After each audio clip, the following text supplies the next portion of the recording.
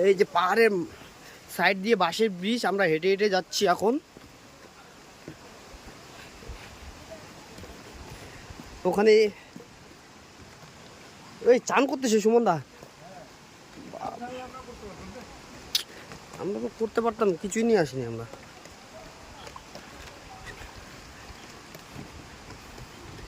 এখানে না আসলে বুঝতে পারতাম না যে এত কিছু এখানে।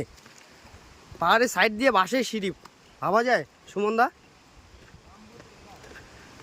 বাম্বু টেকা, এই যে বাম্বু টেকা, এই যে জল নিচে স্নান করে। এই যে আমরা এই বাঁশের সিঁড়ি দিয়ে হেঁটে হেঁটে যাবো।